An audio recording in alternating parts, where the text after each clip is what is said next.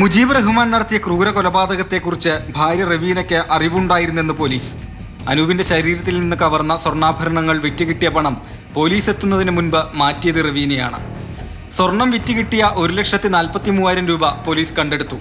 റവീനയെ കോടതിയിൽ ഹാജരാക്കി റിമാൻഡ് ചെയ്തു.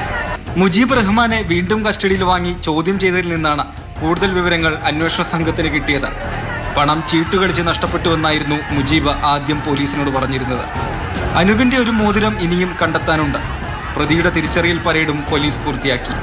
കൊയിലാണ്ടി സബ് ജയിലിൽ നടത്തിയ തിരിച്ചറിയൽ പരേഡിൽ കേസിലെ പ്രധാന സാക്ഷി മുജീബിനെ തിരിച്ചറിഞ്ഞു.